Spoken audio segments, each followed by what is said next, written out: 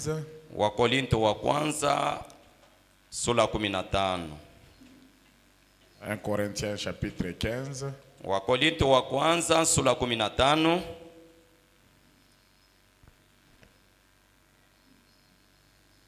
Nous lisons dans le nom du Seigneur Jésus-Christ. Tunasoma munjina Bwana Yesu Kristo. Nous lisons à partir du verset 12. Tunaanzia kumustari ya 12. Or, si l'on prêche que Christ est ressuscité des morts, nayo kama banahubiri ya kwamba Kristo anafufuka kukubafu, comment quelques-uns parmi vous disent-ils qu'il n'y a point de résurrection des morts? namuna gani bamoja kati yenu beko nasema hakuna kamwe ufufuko ya bafu? S'il n'y a point de résurrection des morts, Kama hakuna kamwe ufufuko ya bafu, Christ non plus n'est pas ressuscité. Kristo hapana ashina mwenye kufufuka. Et si Christ n'est pas ressuscité, Na Kristo kama ana mwenye kufufuka, notre prédication est donc vaine. mahubiri yetu ni ya bure, Et votre foi aussi est vaine. na imani yenu tena ni ya bure. Il se trouve même que nous sommes de faux témoins à l'égard de Dieu. Inakuwa tena tuko bashuda baongo kulinganishana na Mungu, Puisque nous avons témoigné contre Dieu qu'il a ressuscité Christ, sababu tunashuhudia kupingana na Mungu ya kwamba alifufula Kristo, tandis qu'il n'aurait pas ressuscité. nayo ashina mwenye kumufufula. Si les morts ne ressuscitent point, Kama bafu abafufuke kamwe, car si les morts ne ressuscitent point, sababu kama bafu abafufuke kamwe, Christ non plus n'est pas ressuscité. Kristo hapana ashina mwenye Et kufufuka. si Christ n'est pas ressuscité, Na kama Kristo ana mwenye votre kufufuka, foi est vaine. imani yenu iko ya bongo, Vous êtes encore dans vos péchés. muko tena mumanzambi Et yenu. par conséquent, Na aussi ceux qui sont morts en Christ sont perdus. na benye kufa mu Kristo banapotea. Si c'est dans cette vie seulement que nous espérons en Christ, Na kama njo muyi maisha tu tukune tumaini mu Kristo, nous sommes les plus malheureux de tous les hommes. tuko baole sana kushindia batu bote. Mais maintenant, Ata sasa Christ est ressuscité des morts. Kristo anafufuka kubafu. Il est le prémisse de ceux qui sont morts. Yeye ni malimbuko ya bale benye kufwa. Allons dans Malachie chapitre 4. Twende Malakia sura ya 4. Le verset 2, Mustari ya 2.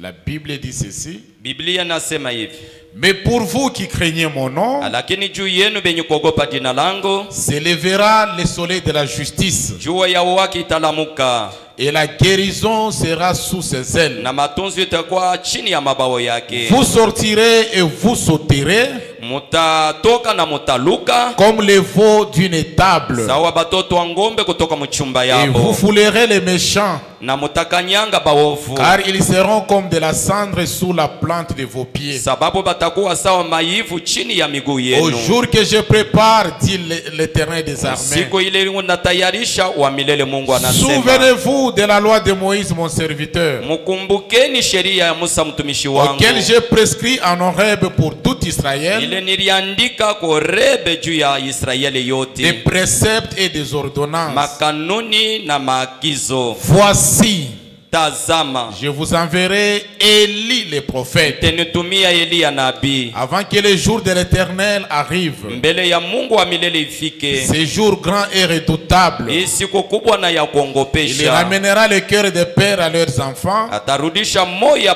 baba kwa batoto et le cœur yabo, des enfants à leurs pères. na moyo ya batoto kwa baba Des yabo. pères que je ne vienne frapper le pays d'interdit. Kwa woga nishikuye kupika inchi kwa lana.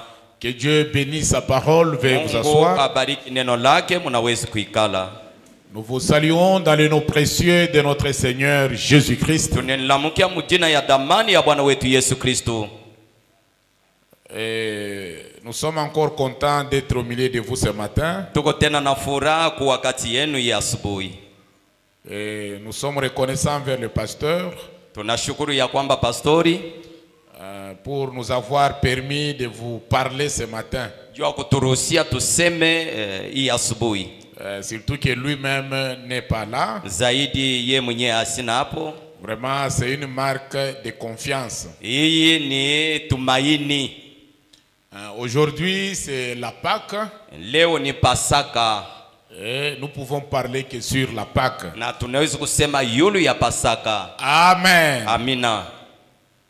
Parce que Paul dit dans Romains 10, Sababu Paulo eko nasema mu Roma 10, il dit qu'ils ont beaucoup de zèle pour l'évangile, anasema beko na bidii mingi juu ya yendili, mais sans intelligence. lakini bila akili. Donc quand on prêche avec intelligence. Wakati beko na ubiri na akili. On prêche selon les circonstances. Bana ubiri kupitia mambo. Amen. Amina. Dans les messages, mon Rédempteur est vivant. Mujumbe mukombozi wangu eko hai. Prêché le 10 avril 55. Le 10 avril 55. Le premier paragraphe, frère Branham dit, kifungo ya kwanza ndugu Branham anasema, salutations de Pâques à vous tous ce matin. Nalamukia kila mmoja wenu Pasaka hii asubuhi. Amen. Amina. Salutations de Pâques à vous tous ce matin. Lamukia mwe bote ya asubuhi salamu ya Pasaka. Nous sommes très heureux d'être ici au tabernacle. Tuko bayeri sana kuwa hapa maskari. En cette grande commémoration de Pâques. Muhisi kubwa ya ukumbusho ya Pasaka. Le Seigneur nous a donné une belle journée pour cette adoration. Bwana alitupatia siku mzuri juu ya kuabudu huko. Et nous sommes ici ce matin Na tuko hapa hii asubuhi pour célébrer le plus grand événement qui soit jamais arrivé dans le monde. Juu ya kushangilia mambo kubwa ile ayafika kama dunia. La résurrection de notre Seigneur Jésus. Ufufuko ya Bwana wetu Yesu. Il fut un grand homme dans sa mort. Alikuwa muntu kubwa mulufu yake. Les hommes peuvent mourir, Bantu banawezi kufa, mais jamais un homme n'a pu ressusciter des morts en dehors de lui. lakini akukwe muntu mwenye kufufuka kubafu inje yake yeye. Et c'est là que reposent nos espoirs ce matin. Nonjo pale tumaini yetu ni karia hii asubuhi. Amen. Amina. Alors nous vous souhaitons joyeuse Pâques. Tunalamukia mu Pasaka mzuri ya damani. Amen. C'est le plus grand événement qui soit arrivé dans le monde. Aina mambo ilifika tu dunia. C'est le plus grand événement. Ni mambo kubwa. De tous les événements qui sont déjà arrivés, Ya mambo yote ilishafikaka. le plus grand, Ya nguvu sana c'est la Pâque. ni Pasaka. C'est la résurrection des morts. Ni ufufuko ya bafu. Comme nous venons de le lire dans Corinthiens, Savi tunatoka muisoma mu Korinto. si Christ n'était pas ressuscité, Kama Kristo akufufuke, nous serions des faux témoins.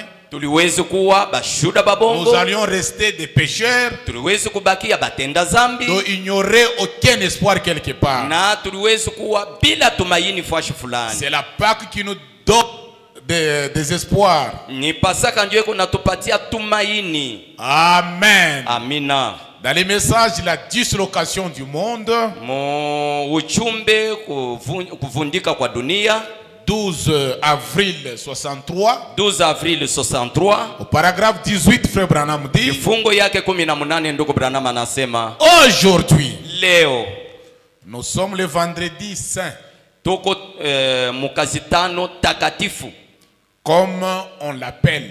vile beko naiita. Parce que le vendredi, c'est le jour où il était à la croix. Sababu mukazi tano ni siku ile alikuwa kumusalaba. C'est le jour où il est mort. Ni siku ile alikufwa. Et le dimanche matin, comme ce matin, Na mujuma asubuhi sawi hii c'est asubuhi, le dimanche où il fut ressuscité. ni mujuma alifufuka. Amen. Amina. Alors le vendredi, il est mort, on l'appelle vendredi saint. Siku ile alikufa mukazi tano banaita kazi tano takatifu. Aujourd'hui, nous sommes le vendredi saint, Leo tuko mukazi tano takatifu. comme on l'appelle. Sasa hivi beko naiita. Ou plutôt le vendredi saint de Dieu. Wala mukazi tano takatifu ya Mungu. Est-ce que vous aimez frère Branham? Munapenda ndugu Branham? Ou plutôt le vendredi saint de Dieu. Wala mukazi tano takatifu ya Mungu. Je ne sais pas pourquoi on l'appelle ainsi. Mishijue juu ya nini beko naiita hivi. Ah, vous projetez. Donc cette église, il faut parler avec frère Branham. Je ne sais pas comment on l'appelle. Je ne sais pas pourquoi on l'appelle ainsi. Vendredi saint. Mais nous sommes juste au commencement d'une autre série de vacances. Des jours saints mis à l'écart par le monde. Les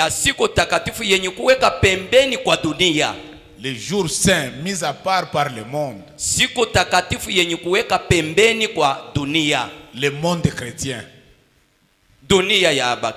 Pour célébrer, commémorer des grands événements scripturaires qui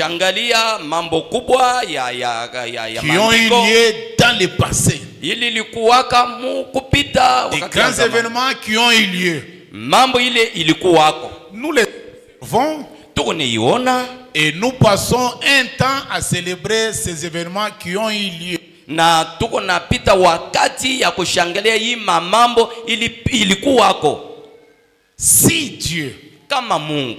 Si Dieu était ici dans ce monde chrétien en ces temps-ci, s'il pouvait, il vient aujourd'hui, il descend Lubumbashi ici. Amen. Amina. En ces temps-ci, ce qui est appelé le monde chrétien, je me demande quelle attitude il afficherait vis-à-vis de ce genre de célébration que nous tenons en mémoire de ces glorieux jours.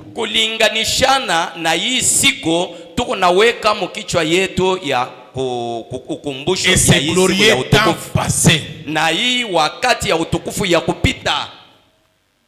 Si Dieu lui-même, il vient, il commence à marcher. Il voit les dimanches passés. Les dimanches des Rameaux. Et puis le vendredi. C'est le vendredi saint. Et ce matin, il voit partout la célébration. Quelle sera l'attitude de Dieu? Amen. Amina. Quand nous célébrons ces événements ici, Dieu lui-même va trouver ça comment? Amen. Amina.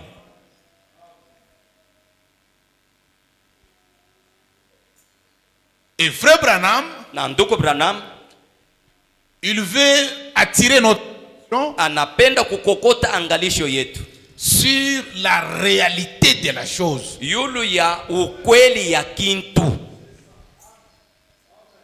Pas sur ce que le monde fait. Donc quand nous parlons Pâques, nous parlons de la Pâques après l'ouverture de cette sceau. Amen. Quand nous parlons de la résurrection, on ne parle pas comme le monde. Je ne sais même pas pourquoi on appelle ça vendredi.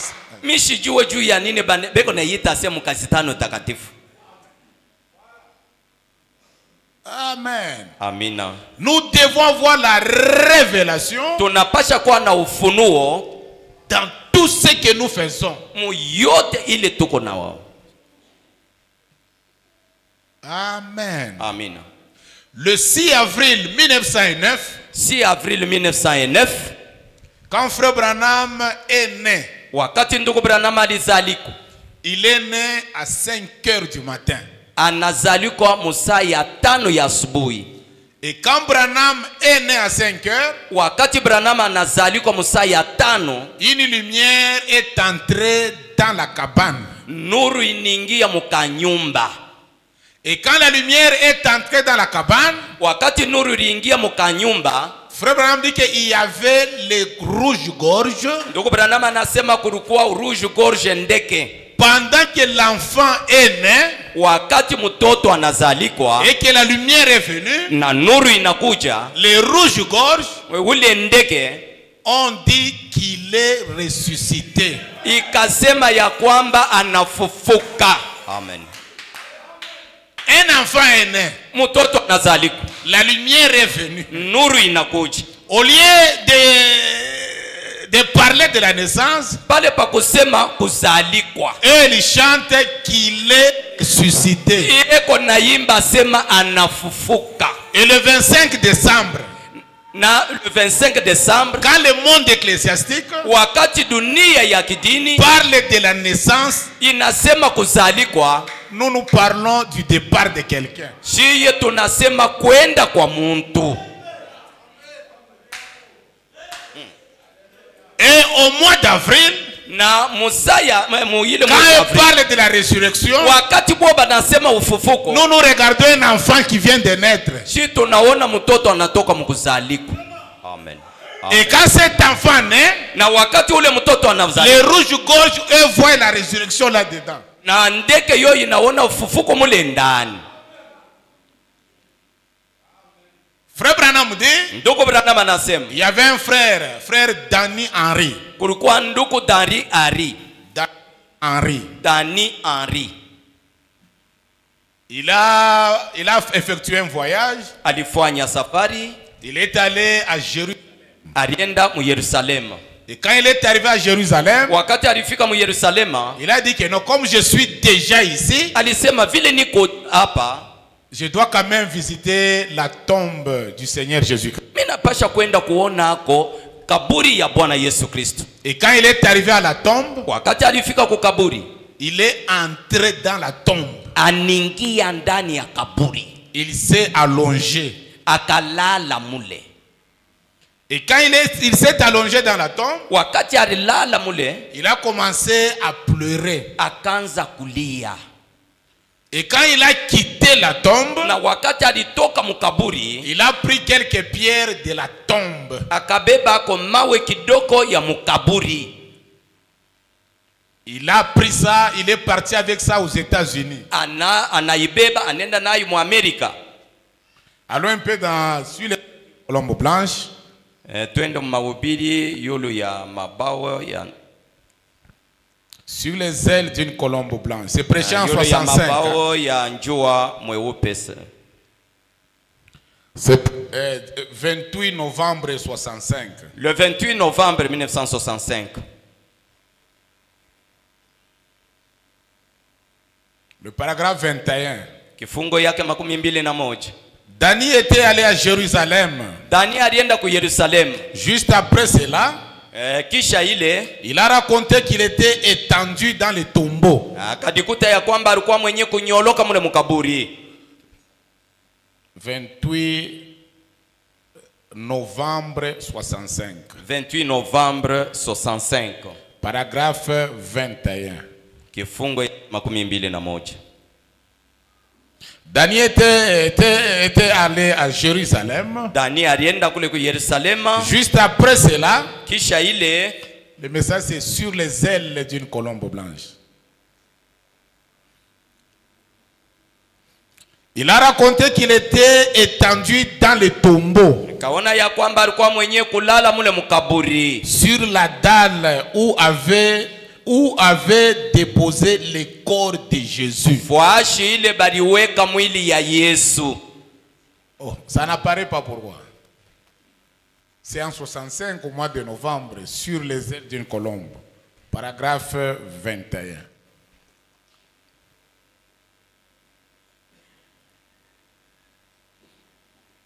Sur la dalle. Vous voyez que là où on avait même déposé le corps de Jésus, Pale baliweka mwili ya Yesu. c'est là où Daniel aussi s'est reposé. Jo pale Dani na ye alilala. Amen. Amina. Sur la dalle où avait déposé le corps de Jésus, Pafuashi pale baliweka mwili ya Yesu juste avant sa résurrection. mbele ya ufufuko yake. Il a dit que subitement, Akaona pale pale il est sur la dalle, eko yulu ya ile fwashi là où Christ était. pale Kristo alikuwa. Pourquoi ça n'apparaît pas? Sur les ailes d'une colombe blanche, le 28 novembre 1965. Le paragraphe 21. Vous êtes à deux. Quand on donne la date, une personne prend la date, il écrit déjà. Paragraphe.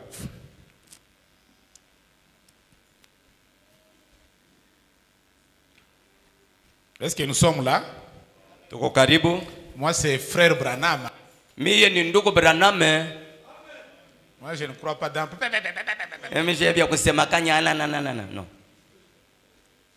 Il a raconté qu'il était étendu dans les tombeaux, Akajikuta mwenye kunyoloka mule mukaburi. sur la dalle où reposait le corps de Jésus. Pafwashi pale mwili ya Yesu ilikuwa. Juste avant sa résurrection. Mbele ya ufufuko yake. Subitement, Pale pale il a pensé à qui? akaanza kuwaza kwake. Hein? Il a pensé à moi. Anawaza kwangu. Oh, mais toi tu es dans la tombe, au lieu de commencer à pleurer, Jésus il est mort à la croix. Wewe uko mkaburi pale pa wewe kwanza kuwaza sema Yesu anakufa. Mais toi tu regardes aux États-Unis. Sasa wewe unaangalia sasa ku Amerika. Il a pensé à moi. Akawaza kwangu. Il est alors sorti en courant, Akatoka sasa s'est mis à mkukimbia. pleurer et s'est éloigné. Akaanza kulia na kwenda mbali. Ah, il s'est éloigné, il est parti. Alienda mbali, anaenda. Bon, il y a beaucoup là-bas. Ikoko bya mingi kule. Allons au paragraphe 32. Twende mu kifungo 32. Allons à 32. Twende mu 32. Alors le frère, quand il est parti, Nduku wakati alienda. c'est ça le paragraphe 32. Ça c'est le pardon, non? Je suis toujours sur les ailes d'une colombe blanche. Niko paka mahubiri moja moja sur les ailes d'une colombe. Maintenant j'ai dit paragraphe 23, je voulais dire. 23. Kifungo Paragraphe 23. 23. Alors quand il a pris quelques pierres, Wakati alibeba mawe kidogo, il a fait les boutons manchettes. akafanya mabuton manchette. Et quand il a fait les boutons manchettes, Wakati alifanya mabuton manchette, il me les a donnés comme cadeau. akamupatia ayo Branham sawa zawadi. D'où vient la matière des boutons manchettes? Sasa ile vyote ilifanya ile buton manchette ilitokea wapi? À la tombe. Ilitokea mukaburi. On a fait les boutons manchettes, on a donné à frère Branham. Bakafanya buton manchette banapatia nduku Branham. Et Branham, quand il a prêché sur les ailes d'une colombe blanche, Na Branham wakati alihubiri yulu ya hii mahubiri, il avait mis ces boutons manchettes là. Aliweka ile mabuton manchette kwa mangoa yake. Fabriqués par Danny Henry. Yenye kufanya kwa Danny Henry. Alors le paragraphe 23 il dit, Kifungo 23 anasema, il n'avait pas remarqué, ashikuwe mwenye kutazama, en me le donnant, mukunipatia ayo, qu'il y avait cette ligne droite et étroite au milieu de chaque bouton de manchette. na kurukuwa mustari ya kunyoloka na ya kidoko katikati ya kila buton manchette. Je le porte ce soir Niko mwenye kuivala hii magharibi pour prier pour les malades. jua kuombea bagonjwa. Voyez-vous? Munaamini? Et sur ces boutons-là, Na yulu ya ile mabuton, pendant qu'il prie pour les malades, wakati yeko naombea bagonjwa, cette couleur de jaspe sanguin, ile rangi ya jaspe ya damu, semblable au sang qui ruisselle, yenye kufanana na damu ile iko na mwangika, avec la ligne droite et étroite qui les traverse. na mustari ya kunyoloka ile iko na ipita pakati. C'est exactement ce que disait sa prophétie. Ni hakika ile ilikuwa nasema unabii wake. Le chemin droit et étroite. Njia ya kunyoloka na ya mwembambe. Munaona ndani ya je le lui ai montré. Ni kintu banafanya. Donc Branham quand il se tient là, Branham wakati anashimama en train de prêcher, eko nenda na kuhubiri, en train de prier pour les malades, eko nenda na kuombea bagonjwa, il a le bouton eko na bouton venant de la croix, inatokea msalabani, venant de Jérusalem, inatokea et Yerusalemu, il y a des lignes là-bas, na kuko mamistari mule, des lignes sanguines. Mamistari ya damu. C'est pourquoi frère Branham vous dit, nous devons regarder au calvaire, tunapasha kuangalia ku Kalvario, mais lakini pas exactement au calvaire. hapana zaidi ku Kalvario. Est-ce qu'il faut qu'on lise toujours avec votre retard là? Na retard yako ile. Au début, quand je ne voyais pas là, j'étais directement, ça sort. Maintenant, quand je regarde, ça ne sort plus. Wakati minangalia sasa itoke mbio mbio. Pourquoi on appelle vendredi saint? Juu ya nini beko naita mkazi tano takatifu? Pourquoi on peut appeler aujourd'hui c'est le dimanche saint? Juu ya nini banaweza kuita leo ni juma takatifu? Est-ce que si Dieu aime, eti kama Mungu il se promet, anatembea hapa, quelle attitude il aura? hali kani atakuwa nayo? Amen. Amina.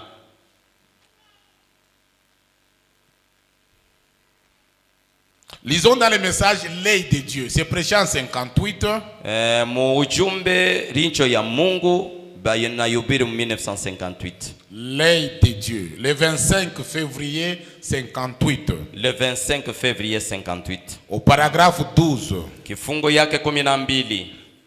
Au paragraphe 12, un peu vers la fin de la citation en bas. Kwenda kumwisho kule chini. 25 février 58. L'œil de Dieu. Rincho ya Mungu 25 février 58. Je ne sais pas quand vous choisissez, vous commencez par la date ou bien par le titre, je ne sais pas. Par quoi? Titre. Ok, l'œil de Dieu. Rincho ya Mungu. Alors je suis un peu au milieu là-bas. Dans Hébreux 13:8, que Jésus-Christ est le même hier, aujourd'hui, éternellement. Ndani ya Hebrania 8:13 Yesu Kristo yuko sawa sawa jana na milele. Les Écritures déclarent qu'il est toujours le souverain sacrificateur. Maandiko inasema ya kwamba eko paka mkwani mkubwa, qui peut être touché par les sentiments de nos infirmités. ile wanaweza kugusa kupitia hali ya Par les sentiments de nos infirmités. kwa hali ya budhaifu bwetu. Alors, Kisha regardez ce soir. mwangalia hii magharibi. Est-ce que vous regardez? Eti Mungu naangalia. Regardez ce soir. Mwangalia hii magharibi. Non pas à un prédicateur. Hapana kwa mhubiri. Non pas l'un de vos frères. Hapana mmoja wa banduku Ou yenu. l'une de vos sœurs. Wala mmoja wa badada yenu. Mais regardez au calvaire. Lakini mwangalie ku Kalvario. Regardez ce soir au calvaire. Mwangalie hii magharibi ku Kalvario. Est-ce qu'on regarde au calvaire? Na Mungu naangalia ku Kalvario. Est-ce que vous pouvez acclamer pour le calvaire? Eti mnaweza kupika mikono. Regardez ce soir. Mwangalie hii magharibi Au calvaire. ku Kalvario. Frère Branham dit. Ndugu Branham anasema. Regardez Christ. Mwangalie Kristo. Pas exactement au calvaire. Hapana zaidi ku Kalvario. Est-ce que c'est frère Branham? Eti ni ndugu Branham. Regardez au calvaire. Mwangalie ku Kalvario. Mais Lakini pas exactement au calvaire. hapana zaidi ku Kalvario. Le calvaire, Kalvario c'est là où le prix a été payé. kule bei balilipa. Mais Christ Lakini Kristo est loin du calvaire ce soir. mbali na Kalvario hii magharibi. Amen. C'est pourquoi au calvaire, quand il est mort, les rouges-gorges qui n'avaient pas la tache rouge ici, ils sont allés au calvaire cherchant à enlever les clous. Ils ont pleuré. Pourquoi il souffre comme ça? Vraiment, pourquoi il est mort comme ça? Ils essaient d'enlever les clous. Ils ont pleuré. Mais Christ qui est mort au calvaire, le matin de Pâques, il est ressuscité. Il n'est plus dans la tombe. Il est redevenu la colonne de feu. C'est pourquoi Pierre pouvait dire, Dieu a fait Seigneur et Christ. C'est Jésus que vous aviez crucifié. Et Branham interprète ça. Faire de lui Seigneur et Christ, c'est qu'il est redevenu la colonne de feu. C'est pourquoi cette colonne de feu là, quand est né, cette colonne de feu là est revenue. Alors les rouges-gorges, ils ont dit, voilà celui qui était mort à la croix. Il est ressuscité. Il est revenu. Cette fois-ci, les rouges-gorges n'ont pas pleuré, mais ils ont chanté.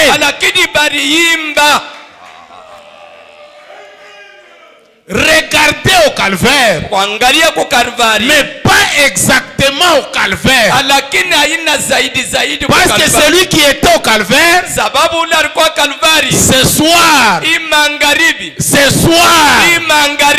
est à l'ouest. Amen. Amen. Amen. Est-ce qu'il y a une sœur qui comprend quelque chose? Soit quand nous parlons des choses de Dieu, nous devons prendre les deux côtés de la chose. Pas un seul côté. Tu vas rester un dénominationnel. Mais on doit prendre les deux côtés de la chose. Nous parlons du calvaire. Mais où est-ce qu'il est ce soir? Amen. Amina. La résurrection des morts. Oh, si Christ n'est pas ressuscité, notre témoignage est vain. Notre témoignage est vraiment vain. Dans le message, la fête des mères. La fête des mères.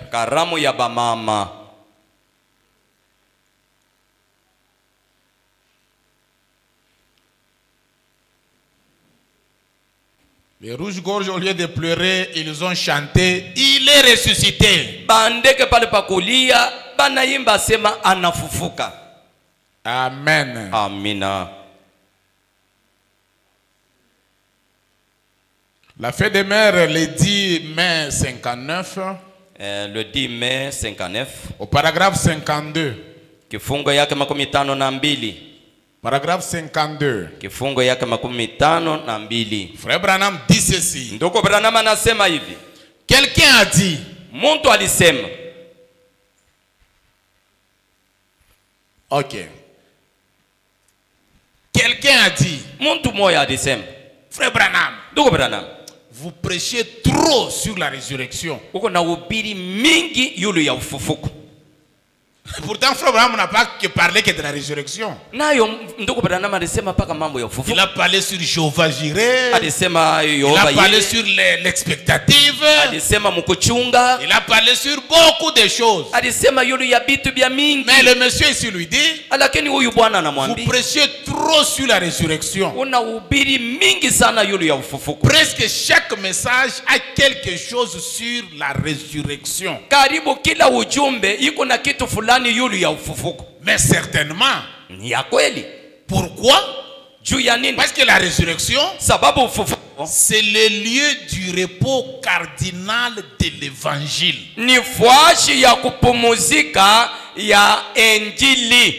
Peu importe ce qu'il a fait, peu importe tout ce que Jésus a fait, tout ce qu'il a fait, s'il n'était pas ressuscité des morts, alors tout cela était vain. La résurrection, la Pâque, c'est le repos cardinal de l'évangile.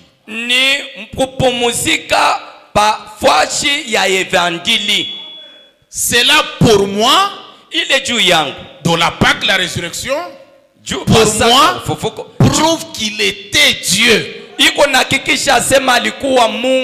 Cela prouve chaque déclaration qu'il a faite. La résurrection. La résurrection, c'est aussi le lieu du repos de l'âme. C'est le point de départ. C'est le couronnement de notre consolation. Et lorsque nous voyons qu'il est ressuscité des morts, cela nous place avec l'armure de l'évangile au front de la bataille pour prendre cette place afin de combattre. Car nous savons qu'il a dit, celui qui perdra sa vie à cause de moi la retrouvera. Oh, je pense que le grand couronnement du plein évangile, c'est la résurrection. C'est le couronnement de toutes les promesses divines. Et c'est la consolation, la consolation que cela donne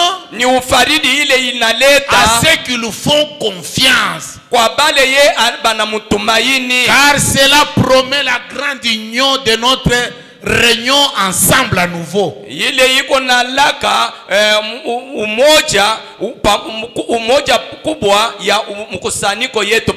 Cela promet l'effacement de tout péché. Amen. Cela promet l'effacement de toute difformité. Toutes les souffrances que nous avions eues, nous avions dû passer à travers dans cette vie. Cela promet la disparition de toutes choses. Cela promet que même la mort prendra son pouvoir, perdra son pouvoir. Et nous ressusciterons à l'image de Jésus. Alors, à mon opinion, la résurrection est la plus grande de toutes les promesses en ce qui concerne les choses des Écritures. C'est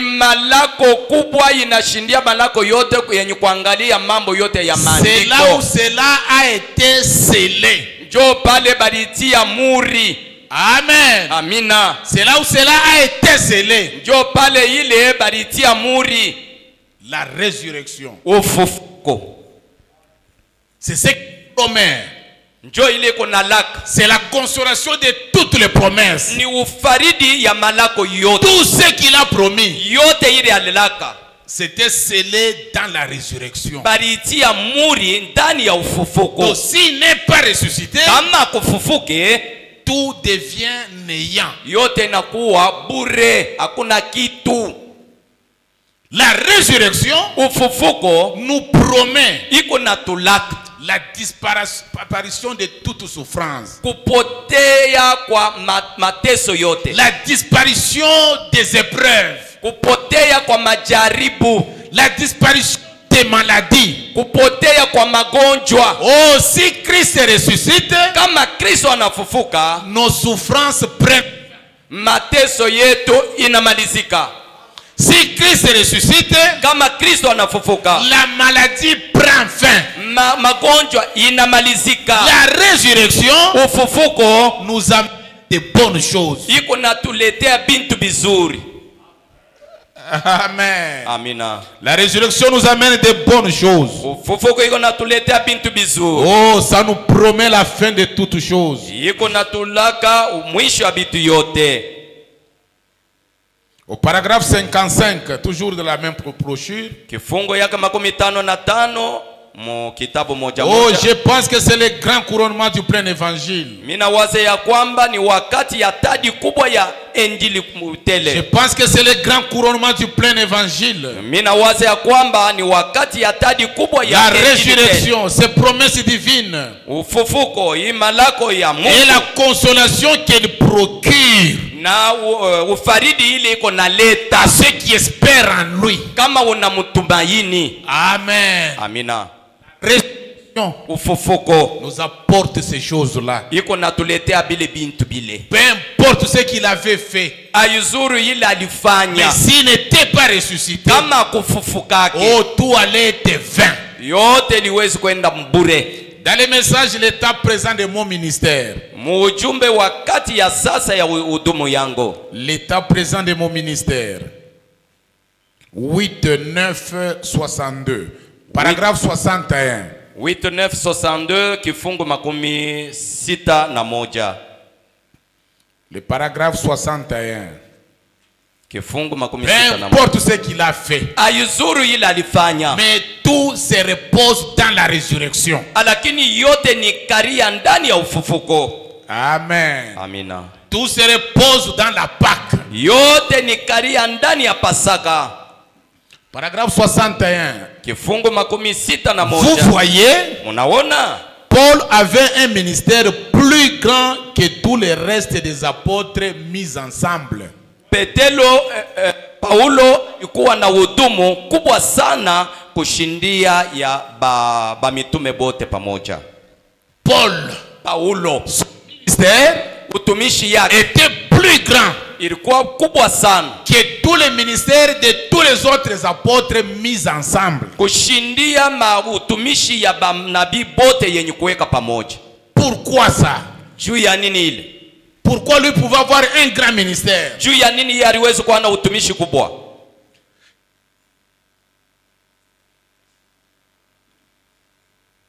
Quelques-uns d'entre eux auraient pu dire, Bamoja kati ya baliwezi kusema comme les pierres, sawa Petelo, eh bien, na moi j'ai marché avec Jésus, mie nilitembea na Yesu, j'ai marché avec lui. nilitembea naye. Continue frère. Endelesha mdugu.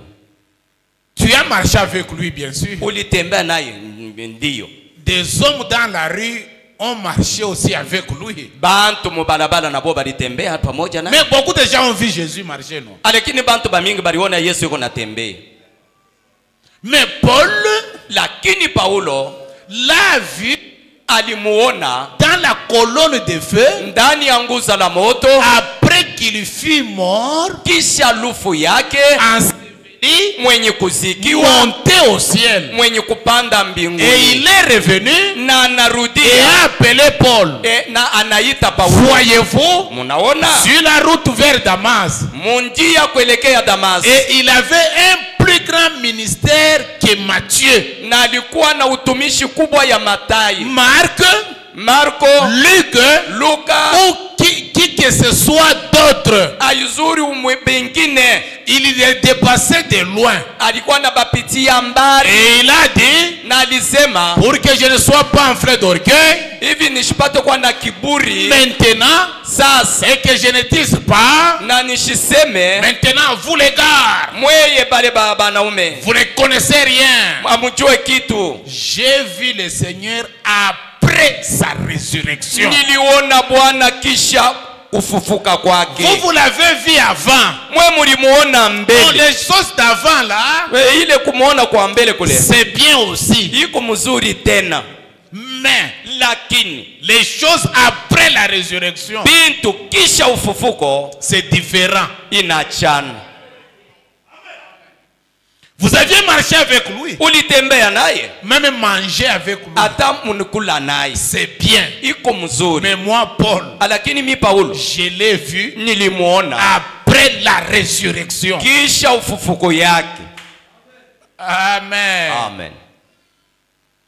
Eh bien, ils ont dit, nous avons marché avec lui. Na bakasema tulitembea naye. Eh bien, c'est ce qu'avaient fait tous les gens là-bas, à travers la Galilée. Njoo ile Et à bantu bote Nazareth, à travers balifanya les pays là-bas. kupitia kwa Ils Galilaya ont tous marché avec lui. na bote balitembea naye. Mais, Lakini vous voyez, munaona Paul avait parlé avec lui Paulo alisema naye et l'avait vu sous la forme qu'il avait avant qu'il lui était fait chair. na alimuona chini ya umbo ile alikuwaka nayo mbele ya kuwa mumwili. C'est pourquoi quand les rouges-gorges l'ont vu dans cette forme de la colonne de feu, Ndio maana mteke ilimuona mu ile umbo ya nguza la au moto, lieu de pleurer, pale pakulia ils ont chanté, bakaimba il est ressuscité. anafufuka. Ils ont chanté, Anaimba c'est la Pâque. ni Pasaka, Or la Pâque nayo Pasaka apporte de bonnes choses. iko naleta bitu bizuri. Quand il ressuscite, Wakati anafufuka, oh c'est glorieux frère. ni ya utukufu bunduku. C'est pourquoi Malachie 4 nous dit, Ndio maana Malakia ina anatuambia pour vous juu yenu qui craignez mon nom, benye kuogopa jina langu, s'élèvera le soleil de la justice. jua ya uwaki italamuka. Et quand le soleil de la justice vient, Wakati jua ya il ne vient pas seul. ayikuje Il a peke, la guérison sous ses ailes. iko na matunzo chini ya mabao yayo. Quand les rouges vit, Wakati oh, il est ressuscité. anafufuka, Or la résurrection, nayo ufufuko c'est le lever du soleil. ni kulamuka kwa jua, C'est la naissance du soleil. ni kuzaliko kwa jua. Le même soleil qui est mort hier le soir, Jua moja moja ilikufa jana il est magharibi, ressuscité ce matin. inafufuka hii asubuhi, Il est né. anafufuka. Tu vois quand Branham est né, Ndio maana wakati Branham c'est anazali la résurrection. ni ufufuko.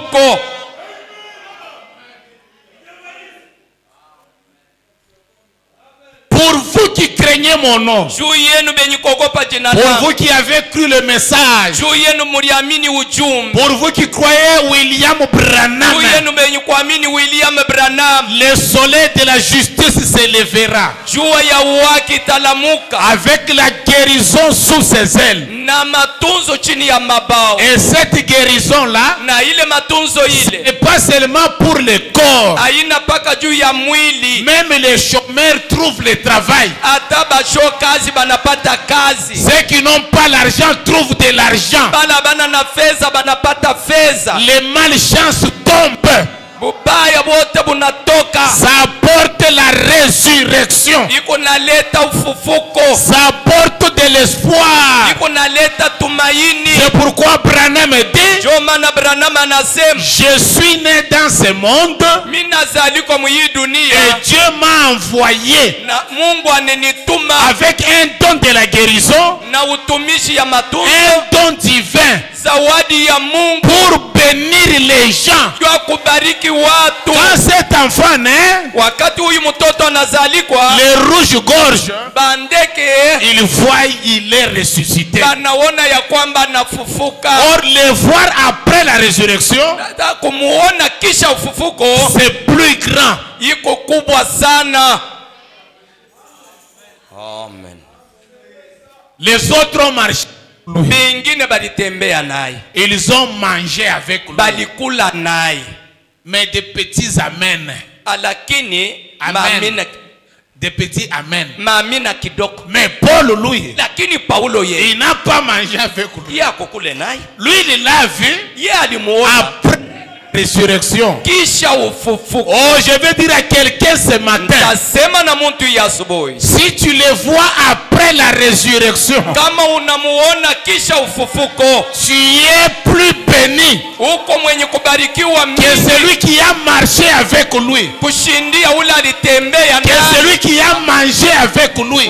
uliko ule alikula naye. Toi, tu le vois Weye unamuona après qu'il soit mort, kisha ye akufwe, enseveli, mwenye kuzikiwa ressuscité. na mwenye kufufuka. Amen. C'est ce qui faisait que Paul était le plus grand. Njo ile iko nafanya asema Paulo akuwe mkubwa sana. Amen. Amina. Oh, c'est ce qui a fait de Paul le plus grand. Njo ile ilifanya Paulo akuwe mkubwa sana. Dans les messages, témoignages amers, Mujumbe ushuda mubali 7:3-64, mu 7:3-64 paragraphe 17. kifungo yake 17. Quand vous le voyez après la résurrection, Wakati unamuona kisha ufufuko, oh, votre vie doit changer. maisha yako inapasha kubadilika. La Amina. Pâque apporte de nouvelles saisons. Pasaka iko naleta mawakati ya sasa, Ça amène de l'espoir. iko naleta tumaini. Les témoignages amers, frère. Oh, c'est écrit seulement témoignages amers, pas avec l'article. Témoignages amers. Ushuda ndani ya Baali 7:3-64. ya 7:3-64 Paragraphe 17. kifungo yai 17.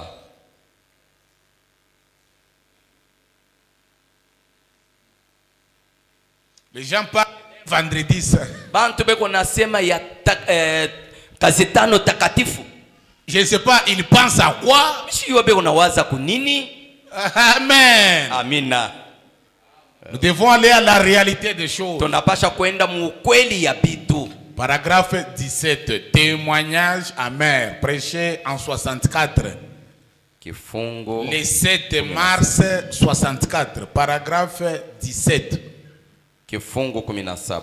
Frère, Doko Branham anasema, j'aurais aimé avoir vécu à cette époque-là nilipenda kuishi muile wakati ile pour le suivre. jua kumfuata.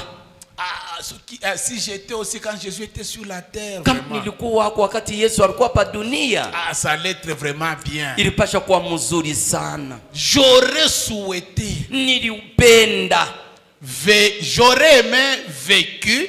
nilipenda kuishi. Peut-être toi aussi tu aurais voulu ça.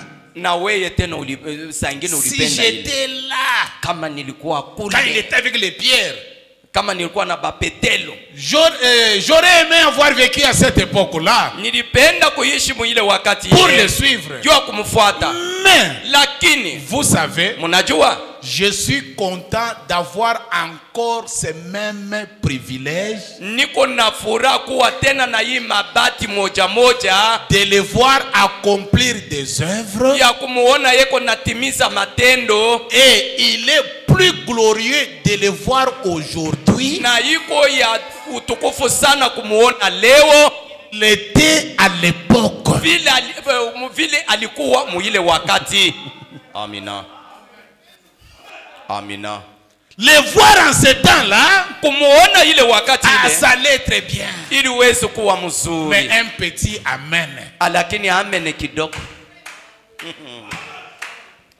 Mais les voir aujourd'hui, Lakini kumuona leo c'est plus glorieux. ni ya thamani kushindia. J'ai plus de foi en lui maintenant. Niko na imani mingi hapa sasa. Et je peux avoir plus de foi maintenant Na nawezi kuwa na wakati que j'aurais pu en avoir à l'époque. kushindia ile nilipowezi kuwa nayo ile wakati. Parce qu'il s'est passé 2000 ans Kwa sababu kulipitikana miaka pour 2000 prouver que l'évangile est vrai. jua kuhakikisha sema injili ni ya kweli. Et 2000 ans plus tard, Na miaka 2000 kisha il est toujours vivant, yeye iko paka hai en train de faire exactement eko nena na kufanya hakika ce qu'il faisait à cette époque-là. yakuwa nafanyaka muile wakati ile. Alors, Na maintenant, sasa nous avons maintenant tuko sasa une plus grande assurance na hakikisho kubwa et un plus grand fondement pour la foi na msingi kubwa juu ya imani que les Paul, les Pierre, les André et les autres, ile ba Petelo ba Andre na bingine que ce qu'ils avaient à l'époque. kushindia ile bwa balikuwa nayo ile wakati. Est-ce que c'est frère Branham? Eti ni ndugu Branham, J'aurais pu aimer niliwezi kupenda être en ce temps-là. kuwa muile wakati. J'aurais pu souhaiter Nilipenda marcher aussi avec lui. kutembea tena naye. Non. Hapana, Ceux qui l'ont vu après la résurrection, bale balimuona kisha ufufuko yake ils sont plus grands beko kubwa sana que ceux qui péchaient avec lui, kushindia bale balikuwa naloba naye que ceux qui mangeaient avec lui, na bale balikuwa nakula que ceux naye qui dormaient sur sa poitrine. na bale balikuwa namularia mukilari. Amen. Amina. Aujourd'hui, Leo nous avons plus d'assurance. tuko na hakikisho kushindia. Amen. Amina. Que c'est là. Kushindia bale Aujourd'hui, leo oh, c'est plus glorieux. ni ya utukufu sana. Aujourd'hui, c'est plus glorieux. Leo ni ya utukufu sana. Dans le message, je sais que mon Rédempteur est vivant. Ndani ya ujumbe minajua sema mkombozi wangu iko hai. C'était prêché le 6 avril 58. Le 6 avril 58. Le paragraphe 6. Kifungo yaye 6. Je sais que mon Rédempteur est vivant. Minajua mkombozi wangu iko hai. Paragraphe 6. Kifungo yayo 6. Le 6 avril 58. 6 avril 58. Alors que je descendais la route, Kisha nilikuwa nashuka njiani. ça c'est Branham le 6 avril en 58. Hii ni Branham le 6 avril Il 58. était en train de marcher quelque part sur la Alikuwa route. naenda na kutembea fasho fulani Il munjia. y a quelques instants, Kuko wakati mo fulani je pensais, nilikuwa nawaza, alors que les oiseaux chantaient, na wakati bandeke balikuwa naimba, quel beau printemps aujourd'hui. ni wakati kani mzuri ya kifukutu. Lui c'est un prophète. Yeye ni nabii. Quand les oiseaux chantent là, Wakati bandeke beko naimba pale, lui il entend. yeye kunasikia. Amen. Il comprend ce qu'il chante. Anaelewa ile beko naimba. Un jour il était en Allemagne. Siku moja alikuwa Mwalemani. Quand il passait, Wakati alikuwa napita, lui l'homme du 6 avril. Lui l'homme du 6 avril. yeye muntu wa 6 avril. Lui l'homme du printemps. Yeye muntu wakati ya Lui kifukutu. l'homme de la résurrection. Yeye muntu wa ufufuko. Quand il passait, Wakati alikuwa napita, les chiens aboyaient en anglais. bayimbwa bakanza kufoka Les gens entendaient mukiingereza. seulement ouais. Bantu beko nashikia paka wa. Mais lui il entendait qu'il chante, qu'il parlait en anglais. Lakini yeye anashikia sema alikuwa anasema Et mkiingereza. un bébé en Allemagne comporté Mtoto mchanga benye baba ulikuwa benye a kubeba commencé à mwanamani. pleurer en anglais. Akaanza kulia mkiingereza. Et les oiseaux Na bandeke chantaient en anglais. balikuwa naimba mkiingereza. Pendant que Branham passait. Wakati Branham alikuwa anapita. Alors ce matin ici, Na hii asubuhi quand il était en train de passer, wakati alikuwa anaenda na alors kupita, les oiseaux chantaient na bandeke balikuwa naimba en voyant frère Branham passer. mkuona ndugu Branham eko Les napita. oiseaux disaient, Banduku be oh quel beau printemps. oh, ni wakati mzuri kani ya kivukutu. Quel beau moment de Pâques. Wakati kani mzuri ya Pasaka. Combien Pâques tombe bien. Mara ngapi Pasaka iko naleta bizuri. Non, tombe bien. Mara ngapi Pasaka iko naanguka wakati mzuri? Ça on va Branham passer. Hein? Pale ndio pale banaona Branham. Vraiment, la Pâque tombe vraiment bien. Oh, Pasaka inafika pa wakati mzuri. Les sœurs ne disent pas amen. Merci. Vous commencez qu'on va parler de la Pâque de Malemba. Ah, mjua badada batasema Pasaka ya Malemba.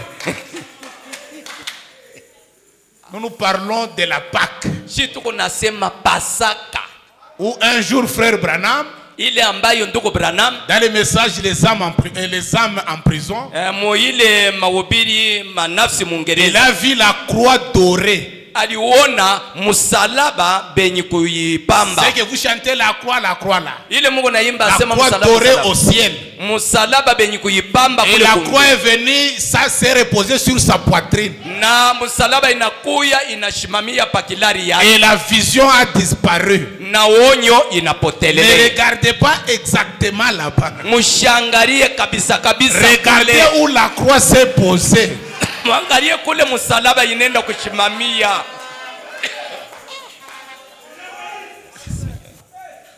Amen. Amen. Combien Pâques tombe bien. Mara ngapi Pasaka inaanguka pabizuri. Quand il est né, wakati alizalikwa, il a grandi. Anakomea. Un jour il se promenait. Siku moja alikuwa anatembea avec un frère. Na ndugu moja. Une dame l'arrête. Mwanamke moja anamshimamia. Monsieur. Bwana. Bonjour. Jambo. Je peux te dire exactement le jour où tu es né. Mimi naweza kukuambia hakika siku wewe unazalikwa. Oh non, moi je ne crois pas ça. Mimi siamini mobile. Non, tu es né à 5 heures. Hapana, unazalikwa musaa ya 5 ya asubuhi. Le 6 avril. Le 6 avril 1909. Mu 1909. Ah, comment tu as su ça? Namna kani wewe unajua hili? Dis aussi pour mon frère ici. Sema tena na ndugu yangu mimi natembea. Il dit que pour ton frère non. Juu ya ndugu yako hapana. Seulement pour toi. Paka juu yako. Tu es né dans ce monde. Unazalikwa mu hii dunia pour aider l'humanité ici. Yo kusaidia bantu hapa. Tu es né avec un don. Unazalikwa na zawadi. Quand tu seras grand, wakati utakomana, tu as une œuvre à accomplir. Uko na kazi ya kutimiza. Branham n'est pas comme tous les autres hommes. Branham ana sabi ingine. C'est quand il passait, ni wakati alikuwa anapita, les oiseaux ont chanté. Bandeke baliimba. Quel beau printemps. Ni wakati kani mzuri. Et ça tombe bien. Na inangukia pafashi mzuri. On laisse que ce matin, hii asubuhi, que la Pâque tombe bien. Pasaka yanguke mzuri. Amina. Que ce soit un beau Pâque pour toi. Ipate kuwa Pasaka mzuri juu yako. Amen. Combien Pâques tombe bien. Mara ngapi Pasaka inanguka pabizuri. Oh, après que le grand hiver sombre et froid est passé. Kisha kuona wakati ya baridi ya mweusi na ya baridi kupita, avec toutes ces tempêtes de neige ainsi de na mazorubu yote ya bibuibui na kadhalika. En voyant Branham passer, mkuona Branham après tout l'hiver, kisha baridi yote, après la tempête, wakati ya alors le soleil apparaît. Sasa jua inonekana.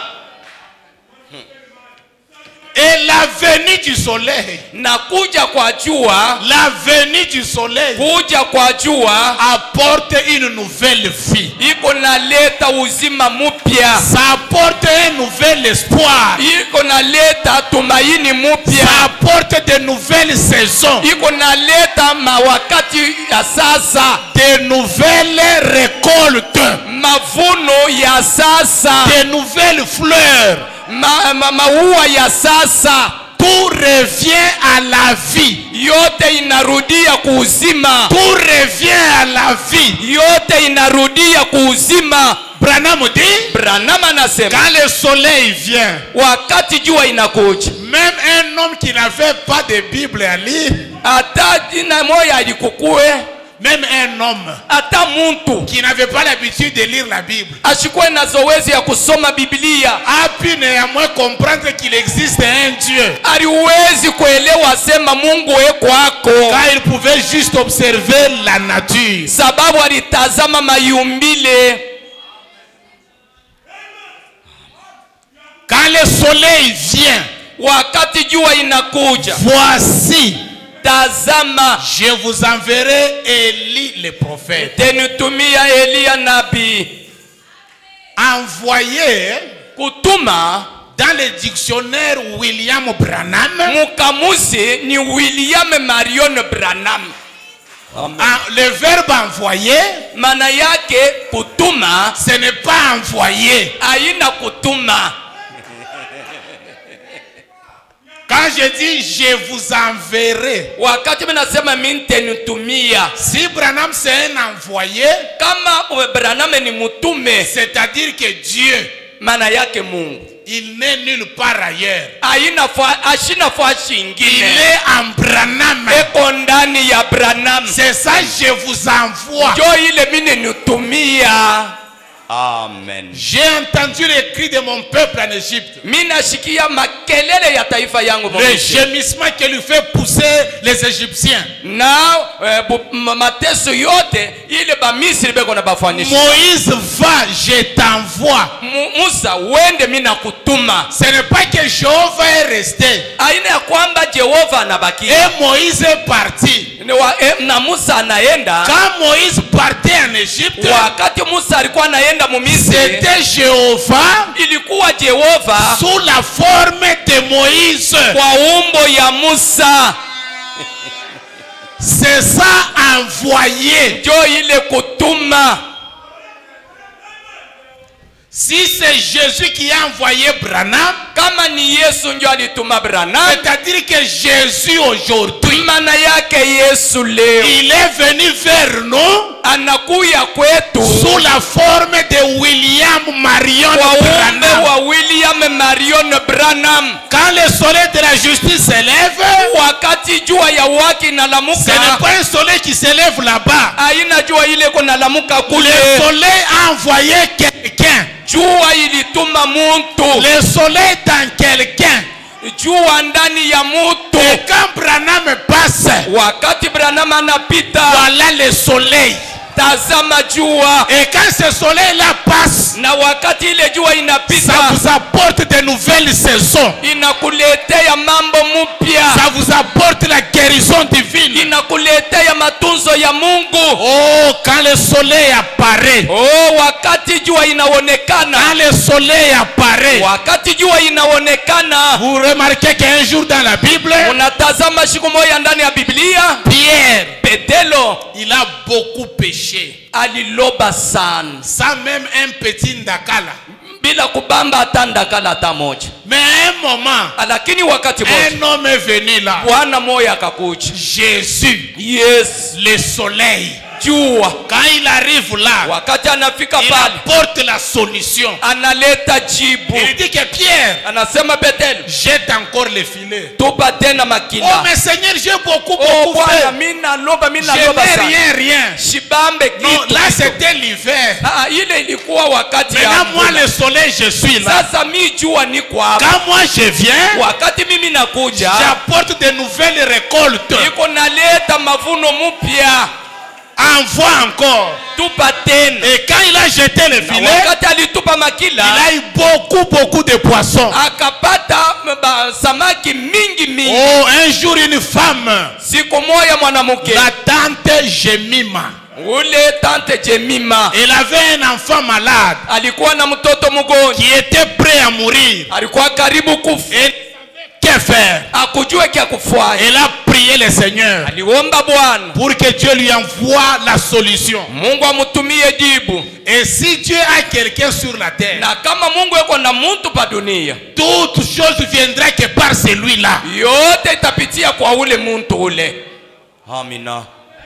Elle se promenait, Na alikuwa anatembea, elle a vu quelqu'un anaona mtu qui venait là. anakuya pale. Il dit que bonjour pasteur. Anasema jambo pastori. Il dit, ah, comment toi tu as su que je suis pasteur? Namna gani wewe unanivumbula sema niko pastori? Oh, moi j'ai prié.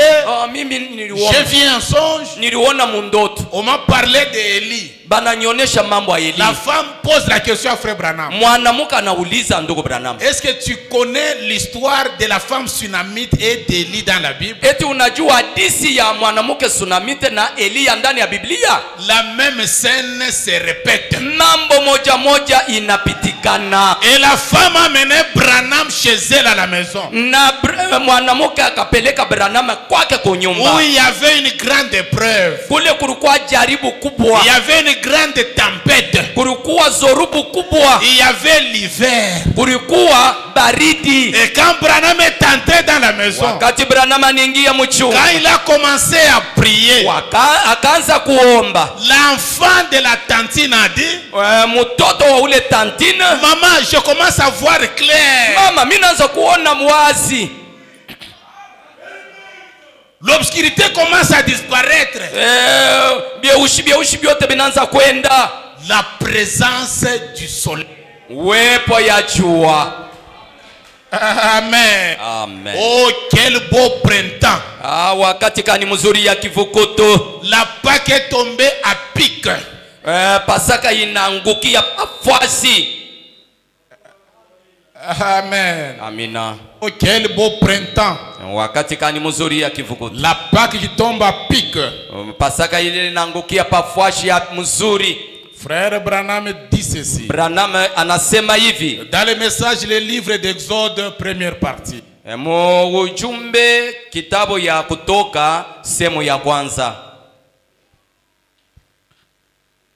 Le 5 janvier 55. Le 5 janvier 55. Au paragraphe 54.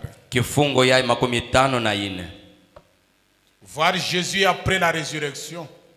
Kuona Yesu kisha ufufuko. C'est plus glorieux. Ni ya damani sana, ya utukufu sana. Que ceux qui ont marché avec lui. Kushindia bale balitembea naye. Au paragraphe 54. Madame. Mwanamke. Vous qui avez la main levée. We mwenye kuwa na mkono yenye kulamusha. Croyez-vous de tout votre cœur? Unaamini na moyo wako wote? Croyez-vous que je suis son serviteur? Unaamini ya kwamba niko mtumishi wake? Est-ce que vous croyez que le serviteur de Dieu? Eti hapa kwa mtumishi wa Mungu. Croyez-vous que je suis son serviteur? Unaamini ya kwamba niko mtumishi wake? Si Jésus-Christ kama Yesu Kristo me fait savoir ce qui ne va pas en vous, ananionyesha ila itembee pamoja na wewe, pendant que vous êtes là debout, wakati uko pale bwima, accepterez-vous votre guérison? Utetikia matunzo yako? L'accepterez-vous? Utaitikia? Est-ce que les autres vont accepter cela? Eti bingine batitika ile? Croire qu'il est ressuscité d'entre les morts. Kuamini ya kwamba anafufuka kati ya bafu. Est-ce que qui croit que Jésus est ressuscité d'entre les morts?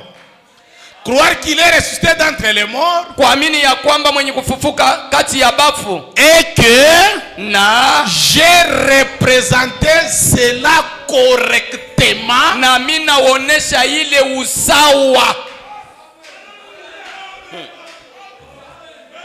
Amen. Crois-tu que tu seras guéri? Unaamini ya kwamba utatunziwa? Crois-tu que Jésus est ressuscité d'entre les morts? Unaamini ya kwamba anafufuka kati ya bafu? Et que bafu? moi Branham, na weye Branham, moi Branham, j'ai représenté cette résurrection. Mimi naonesha ile ufufuko correctement, musawa, pas en essayant. Hapana mukupima.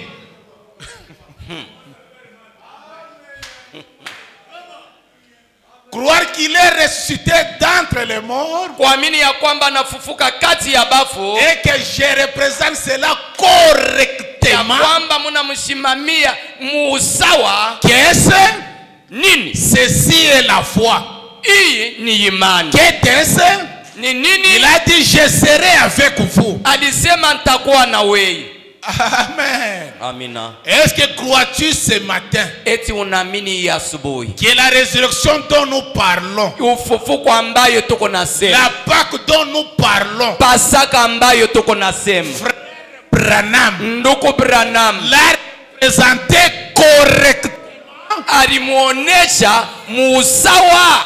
Par monesha anaonesha ile Pâques. Anaonesha ile Pasaka musawa.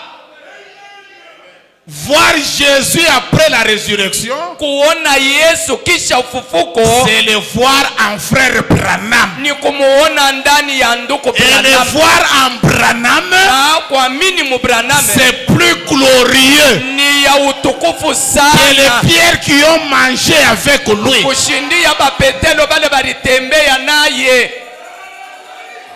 Amen. Amen. Croyez-vous Munamini qu'il est ressuscité d'entre les morts anafufuka kati ya bafu, et que j'ai représenté cela na mina muonesha, mina mshimamia correctement? muusawa. Si vous croyez cela, Na kama munamini ile, recevez votre guérison. pokea matunzo yako. Si vous croyez cela, Kama unamini ile, recevez la bénédiction. pokea baraka. Amini. Si vous croyez cela, Kama unamini ile, que Dieu vous élève. Mungu akunyanyue. Les gens parlent d'un vendredi saint. Bantu beko nasema kazi tano takatifu. Qu'est-ce qu'ils parlent de ce vendredi saint? Ni nini beko nasema mu ile kazi tano takatifu? Amen. Amina. Nous devons actualiser la chose. Tunapasha kufanya kintu kinakuwa kia sasa. Danieli Étant là-bas, mwenye kuwa pale, il pensait à William Branham. alikuwa nawaza kwa William Marion Branham.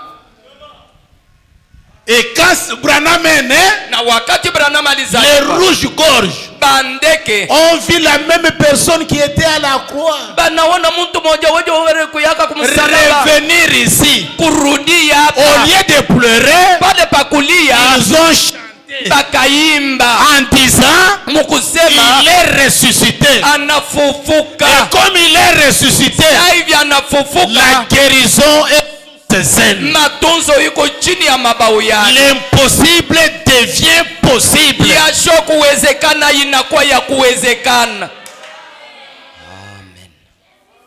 Croyez-vous que j'ai représenté cela correctement? Munaamini ya kwamba miye minaonesha ile musawa? C'est pourquoi frère Branham dit, Ndio maana ndugu Branham anasema il a emprunté mon corps alibeba, alikongola mwili yangu, et j'ai eu le plaisir de le lui donner. nilikuwa na nia ya kumupatia yo. Il allait faire avec mon corps Atafanya nini na mwili yangu? pour prouver à l'humanité Juu ya kuhakikisha ulimwengu qu'il est ressuscité. anafufuka. Cette résurrection, Hii ufufuko nous la voyons tuko neiona dans le ministère de William Branham. muutumishi ya William Branham. C'est ça Pâques, frère. Jo ile Pasaka nduku. Pâques, c'est au printemps. Pasaka ni wakati ya kivukutu. Pâques, c'est en avril.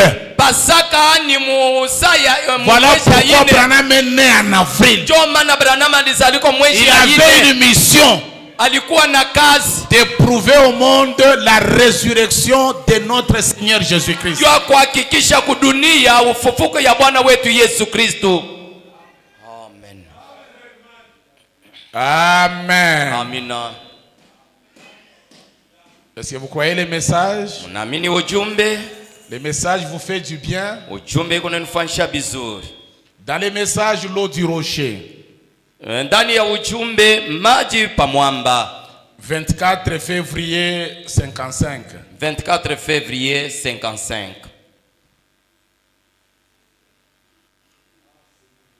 « 24 février 55. 24 février 55. Paragraphe 7. Kifungo ya 7. Frère Branham dit ceci. Ndugu Branham anasema hivi. Paragraphe 7. Kifungo ya 7. C'était une chose que Moïse avait faite. Ni kintu kile Musa alifanyaka. Et qui était vraiment contraire à la parole de Dieu. Kile kilikuwa hakika mkuachana na C'est la neno la raison Mungu. pour laquelle nous devons veiller. Ni shaba ambayo tunapaswa Nous kukesha. les chrétiens. Shiye ba C'est la Kristo. raison pour laquelle mes réunions, Ni shaba ambayo mamikusanyiko yangu beaucoup de gens disent, bato bamingi beko nasema Frère Branham, ndugu Branham, Frère Robert ndugu Robert peut prier pour 500 personnes. anawezi kuombea bantu 500. Alors que vous priez pour 5. Sasa wewe uko naombea batano. C'est vrai. Ya kweli. Mais frère Robert, lakini ndugu Robert fait ce que Dieu lui dit de faire. Eko nafanya ile Mungu anamwambia kufanya. Moi je fais ce que Dieu me dit de faire. Mie niko nafanya ile Mungu ananiambia. Voyez, voilà donc la différence. Unaona achanisho. Frère Robert ndugu Robert a reçu du Seigneur un ministère d'un genre. Alipokea kwa Bwana utumishi ya haina. Moi j'ai reçu du Seigneur un ministère d'un autre genre. Na mie nipokea kwa Bwana utumishi ya aina nyingine. Et tous deux, na bote bawili, en tant que serviteurs de Dieu, sawa batumishi ya Mungu, nous devons faire ce que Dieu nous dit de faire. Tunapasha kufanya ile Mungu anetuambia kufanya. Mon ministère utumishi yangu ne consiste pas à un contact personnel avec tout le monde. Aina ya kupatana na batu bote. Amen. Amina. Il consiste iko naangalia à manifester pleinement ya konekanisha muutele l'évidence de la résurrection du Seigneur Jésus. Hakikisho ya ufufuko ya Bwana Yesu. Mon ministère, utumishi yako, il consiste, maana yake mambo yayo ou bien kazi yayo consiste à manifester kazi yayo ni kuonekanisha pleinement muutele l'évidence hakikisho de la résurrection du Seigneur Jésus ya ufufuko ya Bwana Yesu, et de dire aux gens, na kusema na watu, regardez, muangalie et vivez, na muishi. c'est cela, c'est pour tout le monde, ni juu ya batu bote. Amen. Moi je ne suis pas comme Ora Robert qui doit prier pour tout le monde, tout le monde, tout le monde, tout le monde. Non, moi c'est prouver au monde, manifester pleinement la Pâque, Pasaka, de manifester pleinement l'évidence qu'il est ressuscité, et de dire aux gens, regardez, et vivez. Amen. Regardez et vivez. Pas un contact personnel. Tu regardes à la chose, tu crois la chose, tu vois pleinement en William Marion Branham la résurrection du Seigneur Jésus-Christ. Tu vois correctement la Pâque en William Branham et tu vis. Amen. Amen. Amina. C'est de dire aux gens, regardez, vivez. C'est pourquoi il dit dans le message de la commission de Moïse, c'est 50. Prêcher en 50. Oh, c'est de dire aux gens, regardez et vivez. Oh, voir Jésus après la résurrection, c'est plus glorieux, frère. Amen. Amina. Et ça porte de nouvelles saisons. La commission de Moïse en 50. La commission de Moïse. Le 10 janvier 50. 10 janvier 1950. Paragraphe 8. Un peu au bas de la citation. C'est de dire aux gens, regardez et vivez. Amen. Amina. Regardez et vivez. Paragraphe 8, un peu en bas là-bas. Il dit ceci. Est-ce vrai que sera-t-il arrivé si Pierre avait essayé de se représenter? Eti ni kweli Petelo alipima La kumuonesha. profondeur de cette eau et combien il lui fit impossible de marcher sur cette eau. Upana. C'est pas ça.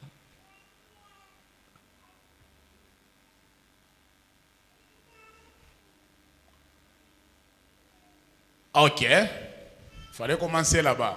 La profondeur de cette eau. Upana ya hii maji. Il n'aurait jamais marché dessus. Hakuwezi kutembea. Voyez-vous? Munaona? Mais il a tout simplement pris Christ au mont. Lakini alichukua Kristo kumusemo. Il a seulement pris Christ au mont. Alishika Kristo kumusemo. C'est pourquoi Branham vous demande Ndio maana Branham de ndio regarder, juu kuangalia, de le prendre au mont. juu kumshika kumusemo. Amen. Amina. Il a simplement pris Christ au mont. Alichukua Il a marché sur l'eau. na alitembea Eh juu ya maji. bien, continue frère. Na endelesha ndugu. Eh bien, Na c'est ainsi que j'ai fait ceci. njoo hivi ndiko nafanya hii. Je l'ai tout simplement cru sur parole. Nilimwamini kupitia neno. Est-ce que voulez-vous le prendre sur parole? Eti na wewe unaweza kumwamini kwa neno? Et me voilà parti. Na muone anaye. Et vous, Emweye. croyez-le simplement sur parole ce soir. Mumwamini tu yulu ya neno hii magharibi. Branham dit. Branham anasema. Et si vous, Na kama mweye. vous êtes peut-être un pécheur. Uko saa zingine mutenda zambi. Et vous ne savez pas prendre Dieu au mot. Na ujue kushika Mungu kumusemu. Alors Dieu m'a envoyé. Na Mungu anenituma. Si toi un pécheur, Kama weye mutenda tu ne zambi. sais pas prendre Dieu au mot. Aujue kushika Mungu Alors pour kumusemu. te faciliter la chose, Jua kukufasilia kitu. Dieu m'a envoyé. Mungu anenituma. J'aimerais que vous me preniez au mot. Ntapenda munyishike kumusemo. Et que vous voyez si cela n'arrive pas. Na muone kama ila ifike. Si Dieu ne vous bénira pas. Kama Mungu ashitakubariki. Si peut-être toi aussi, Kama saa zingine wepi. tu es un pécheur. Uko mutenda zambi.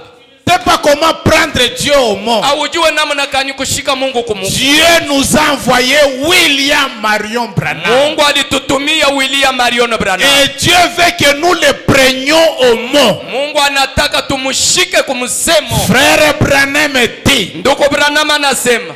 Branham dit. Branham anasema. Ceux qui recevront ces messagers Bale batapokea huyu mjumbe en son propre nom, mujina lake binafsi.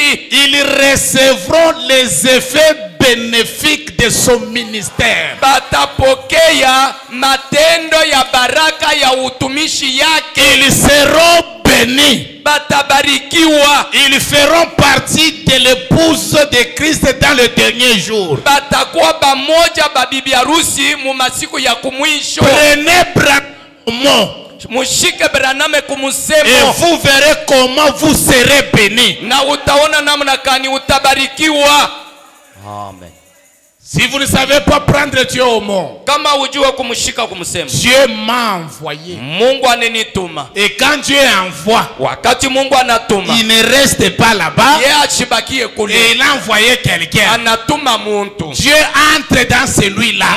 Mungu anaingia ndani ya ula. Quand lui vient, wakati yeye c'est le anakuja, Seigneur Jésus-Christ, Bwana Yesu mais Kristo, au travers d'une chair. lakini kupitia mwili.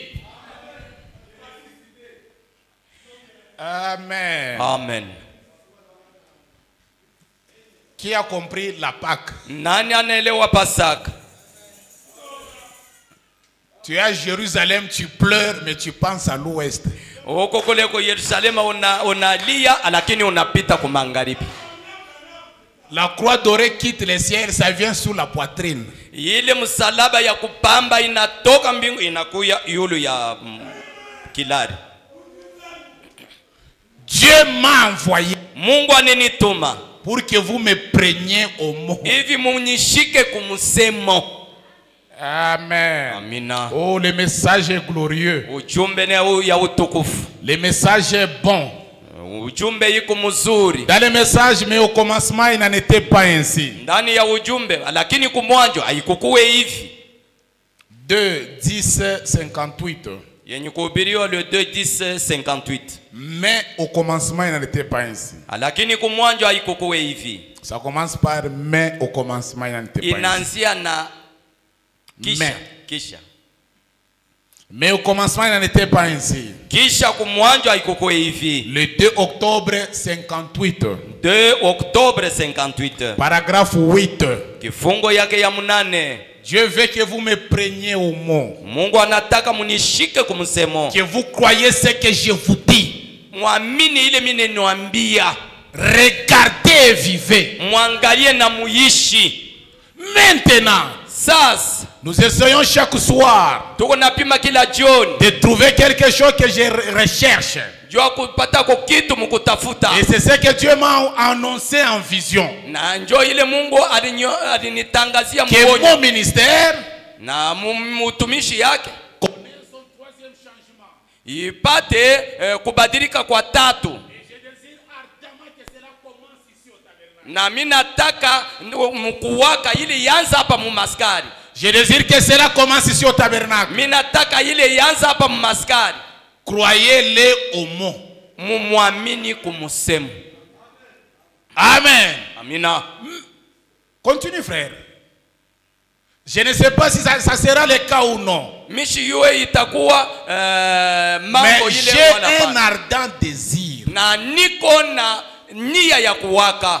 J'ai un ardent désir de voir cela se faire. Niko na nia ya kuwaka kuona Et ile j'espère que inafanyika. cela se fera d'une façon. Na mimi natumaini ya kwamba munamna yoyote Ça se fera d'une façon. itafanyika munamna yoyote Ça fera. na itafanya Je pourrai prêcher l'évangile na wezi kuhubiri injili de telle manière ou faire quelque chose munamna mo fulani wala kufanya kitu fulani qui aidera l'humanité souffrante ile itasaidia ulimwengu ya kutesa à avoir un mode de vie plus heureux. kwa kuwa na maisha ya heri sana Et un mode de vie plus sain, plus propre. na kuwa na maisha ya kutakata. C'est mon sincère désir. Njoo ile uwaki yangu, nia yangu ya Je uwaki. veux prêcher l'évangile Mimi nitahubiri de injili telle namna ya kwamba que cela va aider itasaidia les hommes et les femmes qui souffrent banaume na banamuke bale beko na tesa à avoir un mode de vie plus heureux. kuwa na maisha ya heri zaidi. C'est ce que la Pâque nous apporte. Njoo ile Pasaka inatuletea. Quand Branham prêche la parole, Wakati Branham anahubiri neno, ça change votre mode de vie. inabadilisha namna yako ya kuishi. Tu as maintenant un mode de vie plus heureux. Unakuwa sasa na kuishi kwa heri zaidi. Tu commences à vivre comme les hommes. Unaanza kuishi sawa batu. Vous ne croyez pas ça? Amwamini kuile? Branham dit prenez-moi au mot. Branham anasema munishike kumsemo. Et vous verrez combien Dieu va vous bénir. Na mutaona mara ngapi Mungu atanibariki. Ça change le mode de vie. Iko nabadilisha aina ya kuishi. Ça c'est le message de Pâques. Hii ni ujumbe ya Pasaka. Change la manière de vivre. Unabadilisha namna ya kuishi. Le mode de vie change. Aina ya maisha inabadilika. Amen. Amina. Un mode de vie plus propre. Na aina ya maisha ya usafi Oh, zaidi. c'est ce que Pâques peut faire pour nous. Mimi najua sema Pasaka ni ya damani juu. Oh, que Dieu vous accorde cela. Mungu anupatie ile. Dans le message de la démonologie. Mu mahubiri majifunzo ya mademona. La démonologie, le 20 novembre 53. Le 20 novembre 1953. Au paragraphe 20. Kifungo yake 12. Le 20 novembre 53, la démonologie. 20 novembre 1953, majifunzo ya mandemona. Au paragraphe 20, au milieu de la citation. Katikati ya shairi. Frère Branham dit ceci. Ndugu Branham anasema hivi. Ma voix est redevenue normale. Sauti yangu inakuwa mzuri. Il m'a révélé que cette chose qui se passe ananifunulia hii kitu kiko napitikana maintenant. Sasa c'est juste une toute petite chose. Ni kitu kidogo tu. Attendez que nous revenions de l'Afrique. Muchunge turudie kwa Afrika. Observez ce qui se passe maintenant. Mutazama ile iko napitikana sasa. Alors que nous entrons dans la Pâque. Na wakati tunaingia ndani ya Pasaka. Observez ce qui se passe maintenant. Mutazama ile iko napitikana sasa. L'église se lève. Kanisa inalamuka. L'église est en train de monter. Kanisa iko nenda na kupanda. L'église se lève. Kanisa inalamuka. Frère, ndugu, la puissance de Dieu. Uwezo ya Mungu. La vague est haute. Pepo yiko ya juu. La vague est haute. Pepo yiko ya juu. Elle est en déplacement. Yiko mukutembea. Nous passons des profondeurs les plus profondes.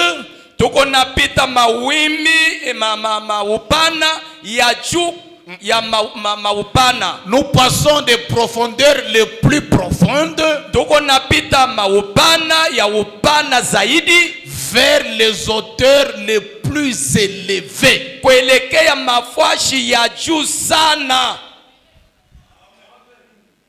Avec l'ouverture de cette sauge. Mbele ya ufunuo ya miuri. Avec la de la nuit aujourd'hui. Na kushuka kwa wingo leo. Avec les promesses que Dieu a manifestées aujourd'hui. Na malako ile Mungu anaonesha leo. La vague est haute. Pepo inakuwa juu sana. L'église est en mouvement.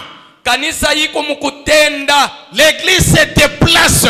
Kanisa iko mukutembea. Nous quittons les profondeurs les plus profondes. Tuko natoka maupana ya upana zaidi. Vers les hauteurs les plus élevées. Kuelekea mafashi ya juu zaidi. C'est pourquoi Branham dit. Jomana Branham anasema. Nous ne sommes pas des chrétiens terre à terre. Hatuna ba Kristo ba chini chini. Nous sommes des chrétiens ciel à ciel. Tuko ba Kristo ba juu ya juu. Avec la Pâque aujourd'hui. Na Pasaka leo. La vague est haute. Tuko juu yulu. Que Dieu accorde à chacun de vous. Mungu aleta na kila mmoja wenu. D'atteindre les hauteurs les plus élevées. Kufikia mafashi ya juu zaidi. Pas rester terre à terre. Hapana kubakia chini chini. Mais avec la Pâque. Na Pasaka. Avec le ministère de William Marion Branham. Na utumishi ya William Marion Branham. Nous sommes des aigles, frères. Tuko bantai. L'aigle est fait pour être dans les hauteurs. Tai banamufanya kuwa juu sana. Nous passons des profondeurs les plus profondes. Unapita maupana ya vers les hauteurs les plus élevées. Mafashi ya juu sana. Oh, c'est pourquoi nous chantons. Jomana tuko naimba. Les lieux plus hauts. Mafashi ya juu zaidi. Comment on chante ça, les lieux plus hauts? Namna kani beko naimba ile. Je me presse sur la route du ciel, nouvelles hauteurs. Chaque jour je garde sur mon chemin. Je prie toujours. Ma prière de tous les jours. Place-moi, Seigneur, au lieu plus haut. Oh, lève-moi, lève-moi, Seigneur, que je me tienne par la foi sur les plateaux du ciel. La pluie haute plaine. La vague est haute. Jamais. Le troisième strophe. Troisième strophe. Chantons la troisième strophe.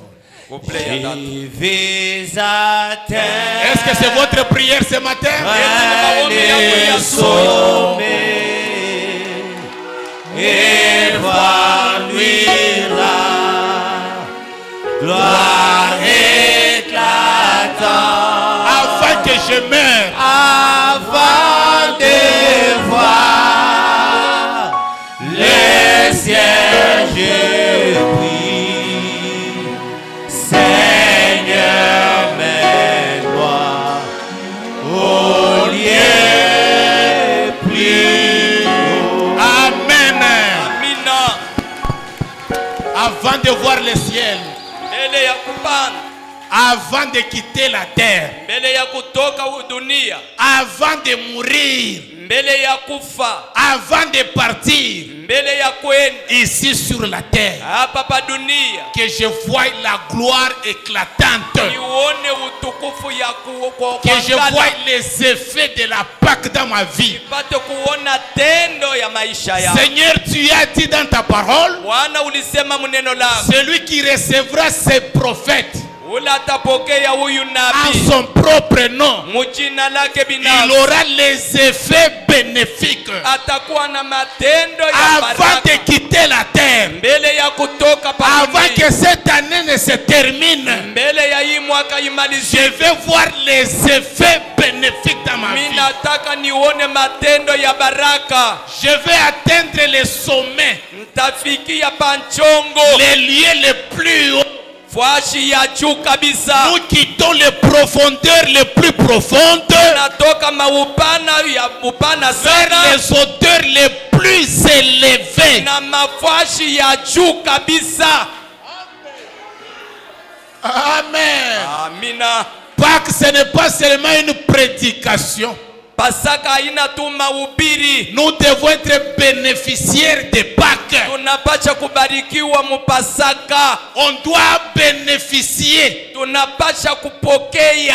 Amen. Amina. Que tu puisses dire dans ta vie, Mpasha kusema mu maisha yako, depuis ce jour-là, tangia ile siku quelque chose s'est passé. kintu fulani kilipitikana. Oh, Branham me dit, Oh, Branham anasema est-ce que Dieu a-t-il ressuscité son fils eti Mungu alifufua mwana wake juste pour qu'on puisse commémorer cela, hivi bapate kushangilia tu ile, qu'on puisse en parler seulement? bapate kuisema tu. Mais s'il a ressuscité son fils, Lakini kama anifufua c'est mwana pour wake que nous soyons bénéficiaires de cela. hivi tupate bakupokea ile. Oh, que Dieu accorde à tout un chacun de vous Mimi nasema kwa kila mmoja wenu les effets de Pâques, matendo ya Pasaka, la résurrection, ufufuko que tout reprenne vite dans votre vie. ingia ndani ya maisha ya Là où ça ne marchait pas, kama vile que ça habikwendeke puisse marcher. itembeye. Que le Dieu de Branham Mungu wa Branhame puisse se glorifier dans votre vie. ajitukuze mu maisha yako.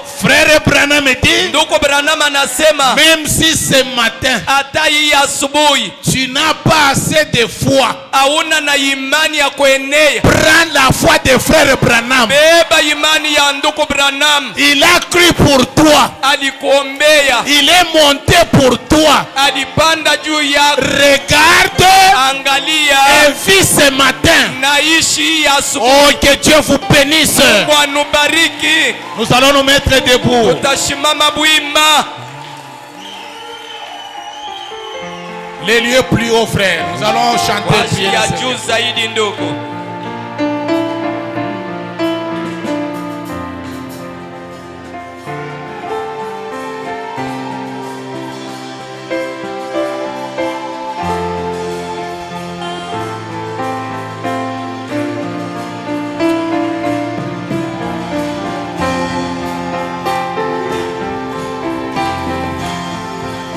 Je m'apprécie la route